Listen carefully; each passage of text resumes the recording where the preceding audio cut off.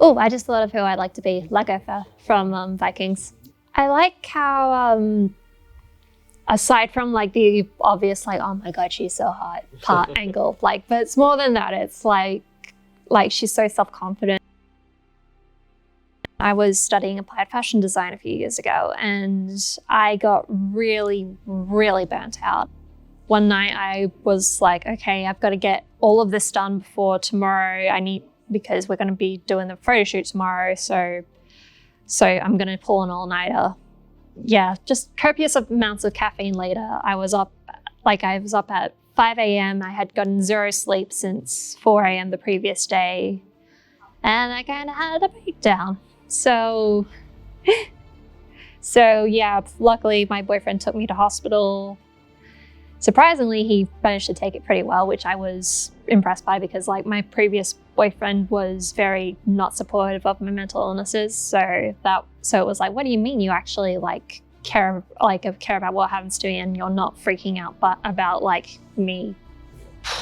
So at the moment, all-time favorite book would have to be probably The Sandman. It was my first comic book and I remember it was the first Christmas present that I gave to my current boyfriend because it was like, this is very personal to me and it's like, it just kind of affected the way I kind of see the world and just how vast and how many endless possibilities there can be. And just the amount of imagination in it. And every time I read it, it's like, it just reminds you how big everything is. And so, yeah.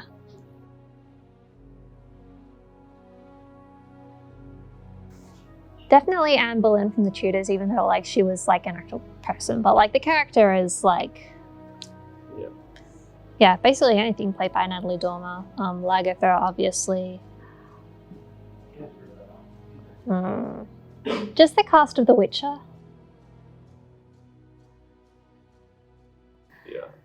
I guess a lot of people I encounter don't automatically realize that I'm on the spectrum, and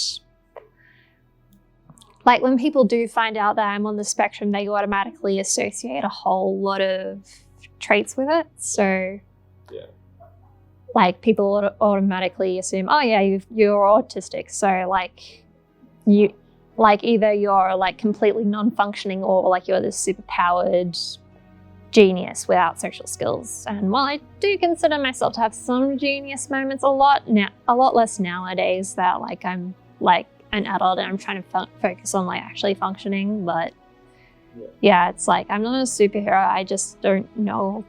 I can't socialize. Like I find that even my mother, for example, doesn't understand like how it affects me. Like people often assume that autism affects everyone the same way, and it's like, yeah, no, like these are specific difficulties that I have, and yeah, like it, like even my mom who lived with me still doesn't quite understand how it affects me. I guess that what people misunderstand about me when I'm on the autism spectrum is that it doesn't, like we're not all the same cut out. It affects us in different ways, and just because like it's not I guess like we're not all built the same, and it's important to understand our individual kind of struggles and difficulties before putting us in like a box.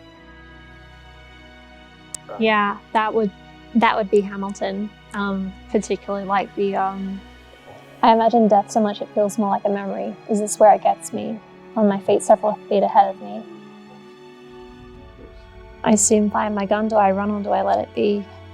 There's no beat, no melody.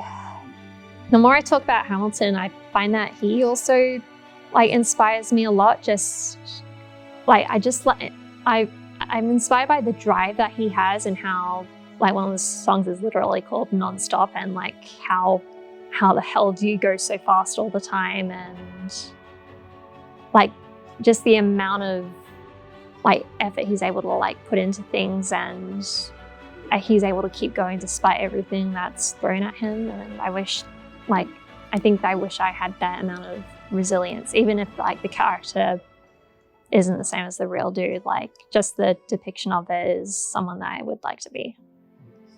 That's awesome. Thank you so much. Sorry for ranting for so long. I feel like I've gone on so many tangents. Like it's, yeah, just jumping from train to train to train to train.